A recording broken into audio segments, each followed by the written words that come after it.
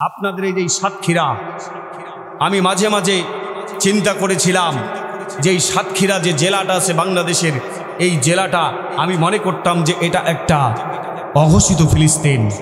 ঠিক না বে ঠিক? এটা একটা অঘোষিত ফিলিস্তিন। এই সাতক্ষীরার মানুষের জীবন কাহিনী যখন আমি শুনেছিলাম, আমি যখন সাতক্ষীরার একজন ব্যক্তির সাথে ওই যে মামু বাড়িতে ছিলাম, মামু বাড়ি চিনেন? হ্যাঁ, ওই মামু বাড়িতে ছিলাম, তখন আমি তাদের জীবন কাহিনী শুনেছিলাম। অঝরে আমার চোখ দিয়ে পানি বাহির হয়েছে। আমি এটাও শুনেছিলাম একজন বক্তার মুখে, সাতক্ষীরার ইসলামী আন্দোলনের বীর সিপাহ সারা, যিনি বিগত এই সাতক্ষীরা জেলার আমির ছিলেন, তেনার বাড়িতে তাকে ধরতে গিয়েছিলেন, তার বাড়িতে তাকে পান নাই। শেষ পর্যন্ত কি করেছেন, তার বাড়ির গরুকে পুলিশ গুলি করে দিয়ে চলে এসেছেন। নাউজুবিল্লাহ পড়বেন না? পুলিশ গুলি করে আমিরকে পান নাই, তার গরুকে গুলি করে মেরে দিয়ে চলে এসেছেন। এই যে পশু, আল্লাহর অবলা পশু, এটা কি ক্ষতি করেছে? আমাকে বলে এটা কি ক্ষতি করেছে? আমরা সাতক্ষীরার বক্তাদেরকে নীলফামারী নিয়ে যাই মাহফিল করার জন্য, যখন সাতক্ষীরার বক্তার নাম শুনে মাহফিল আর হয় না। বলতেছে প্রশাসন বলে সাতক্ষীরার বক্তা ব্যতীত যদি কোনো বক্তা থাকে তাহলে নিয়ে এসে মাহফিল করেন, তাছাড়া সাতক্ষীরার বক্তা দিয়ে মাহফিল করা হবে না।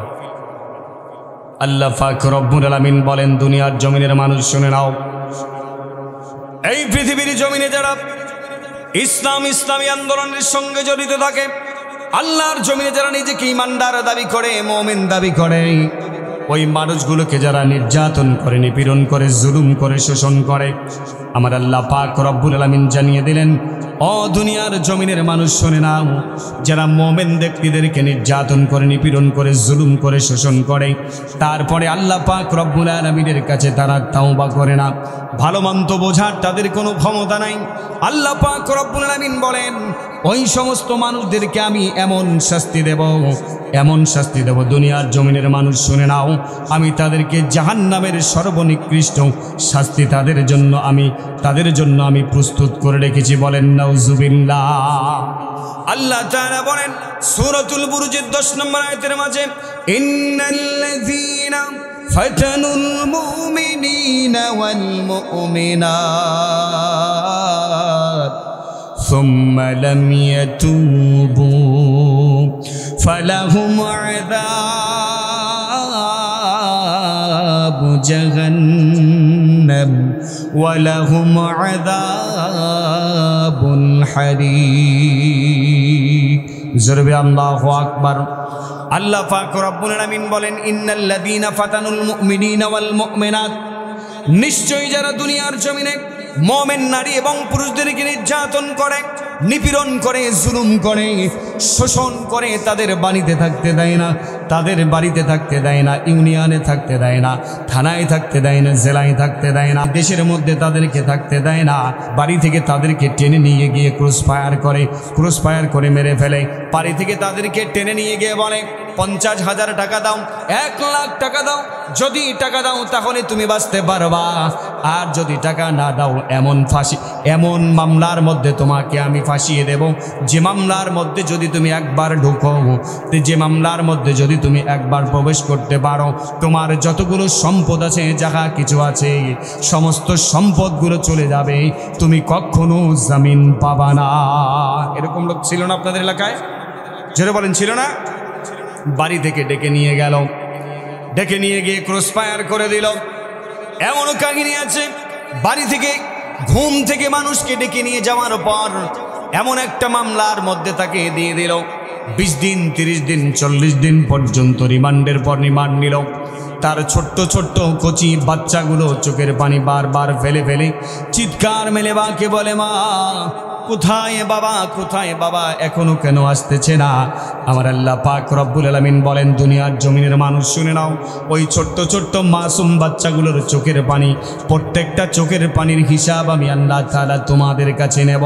এই দুনিয়ার জমিনে যারা তোমরা তাদের পিতামাতা থেকে তাদের হককে বঞ্চিত করলা, পিতামাতার সেবা করতে দিলে না, বৃদ্ধ পিতামাতা দুনিয়ার জমিনে, বৃদ্ধ পিতামাতা দুনিয়ার জমিনে কষ্টের পর কষ্ট করে জীবন যাপন করলো, ঠিক মতো খাইতে পারলো না, ঠিক মতো ঘুমাতে পারলো না, ঠিক মতো তাদের জীবন পরিচালনা করতে পারলো না।